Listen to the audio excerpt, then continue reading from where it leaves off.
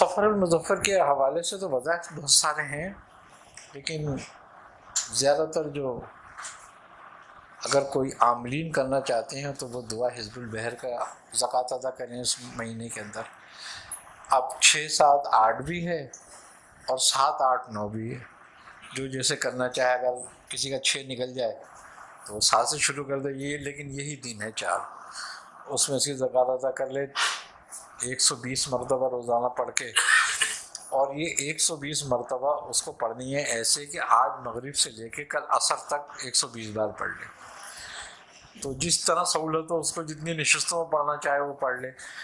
اگر موقف ہو کے پڑھے تو احرام باندھ کے پڑھے، اور احرام باندھ کے پڑھتا ہے تو زکوٰۃ کبیر ادا ہو جاتی ہے اس کی۔ اور تمام ترکے جلالی جمالی کرے، روزہ رکھے اس میں، تو اور زیادہ یہ بابرکت ہو جاتی ہے اور بہت اچھا وظیفہ ہو جاتا ہے۔ اب جو لوگ حزب البحر کرنا نہیں چاہتے وہ ان ایام میں سورہ مزمل کر سکتے ہیں، 6، 7، 8 میں یا 7، 8، 9 میں۔ اور سورہ مزمل کی تعداد یہ ہے کہ 121 مرتبہ روزانہ 3 دن تک 363 بار پڑھ لیں۔ اگر ترک کر کے پڑھیں تو پورے سال کے لیے عامل ہیں، اور روزانہ پھر اس کو 3 بار، 5 بار، 7 بار یا 11 بار اپنے ورد میں رکھیں تو پورے سال کے لیے کفایت کرتی ہے اور بہت پریشانیوں سے محفوظ کرتی ہے۔ روزے رزق میں برکت پیدا ہوتی ہے، حاجات پوری ہوتی ہیں، مرادیں پوری ہوتی ہیں اس کے پڑھنے سے۔ اس میں احرام بندے گا؟ اس میں احرام کی ضرورت نہیں ہے، اور ترک صرف کر لے۔ اگر کمبل اوڑھ کے کوئی پڑھنا چاہتا ہے تو وہ افضل ترین ہے، اچھا ہے۔ بزرگوں نے اس کو بالکل اچھا فرمایا ہے کہ اگر کوئی کمبل اوڑھ کے سورہ مزمل کی زکوٰۃ ادا کرتا ہے 3 دن کی تو وہ پورے سال کا عامل ہو جاتا ہے۔ اور اس کے علاوہ سورہ یاسین بھی پڑھی جاتی ہے اس میں۔ اگر ہم سورہ یاسین 3 دن کے اندر 131 مرتبہ پڑھیں، تعداد مقرر کر لیں، لیکن 3 دن کے اندر 131 کو پورا کر لیں تعداد اس کی، تو پورے سال کے لیے سورہ یاسین کا عامل بھی ہو جاتا ہے آدمی، اور بہت برکت والی چیز ہے پھر اس کے لیے۔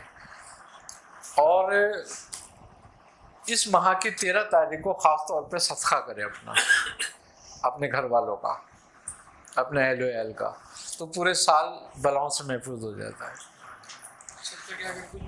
جو بھی اس کے حسب توفیق ہو، کم سے کم اتنا ہو ضرور کہ 1.25 سیر اناج کے قریب یا اس کے قریب پیسے، یا اتنا اناج کسی غریب کو دے دے تو زیادہ بہتر ہے۔ اس کے علاوہ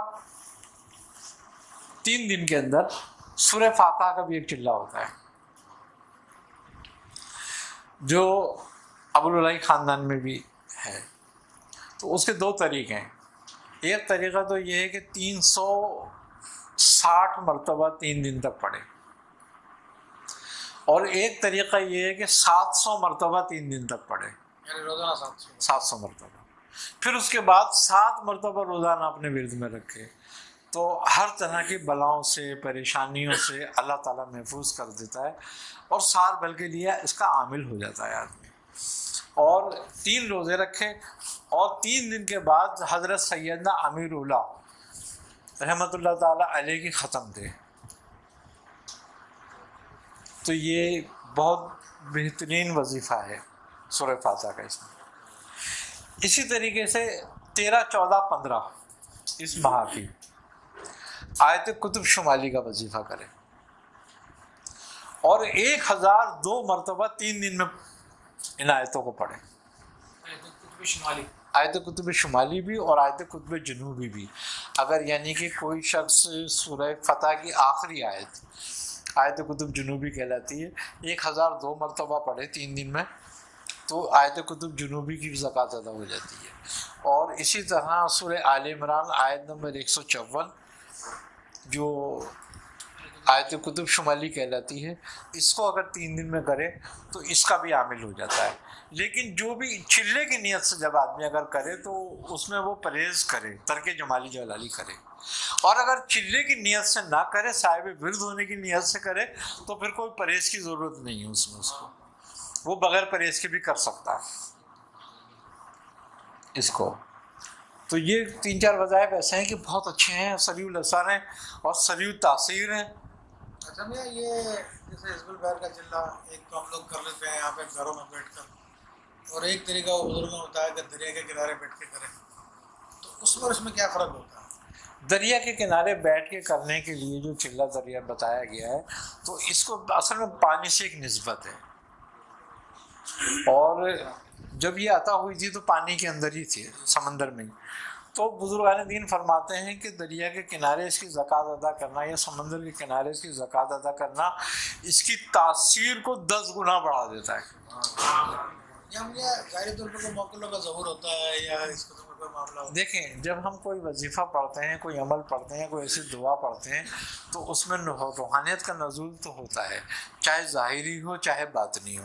لیکن اگر ہم کوئی ویرانہ وغیرہ یا دریا کنارہ وغیرہ، سمندر کنارہ وغیرہ جب دیکھ کر تخلیہ میں خلوت میں پڑھتے ہیں، تو بزرگان دین فرماتے ہیں کہ اس کے فرشتے یا اس کی روحانیت یا اس کے موکلان یا اس کی اجنہ، اس کے آوان وغیرہ، وہ عامل سے ملاقات کرنے آتے ہیں اور سے ملاقات کرتے ہیں.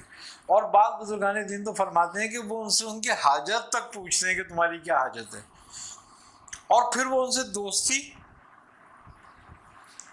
پیار محبت کا رشتہ قائم کر لیتے ہیں.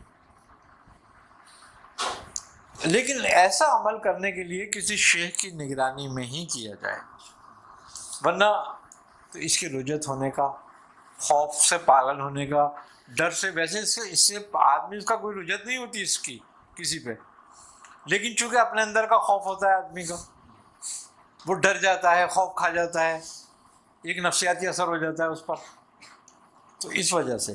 لیکن اجازت دینے سے فائدہ یہ ہوتا ہے کہ اس قسم کے ڈر اور دہشت نہیں رہتی.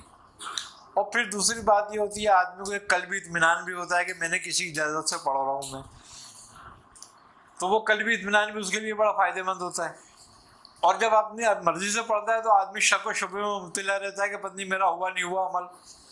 تو یہ شک و شبہ بھی عملیات کے اندر اور اعمال کے اندر اور روحانیت کے اندر سب سے بڑی خرابی اور عیب ہے. اگر عمل میں کوئی چیز عیب ڈالتی ہے، یعنی کامیابی نہیں ہونے دیتی ہے، تو وہ شک و شبہ ہے. کہ جب آدمی شبہ سے کرتا ہے کہ پتہ نہیں میں کر رہا ہوں تو کامیاب ہوں گا یا نہیں ہوں گا، یہ شبہ سب سے بڑا عیب ہے. جب آدمی کوئی کام کرے تو یقین کے ساتھ پڑھے.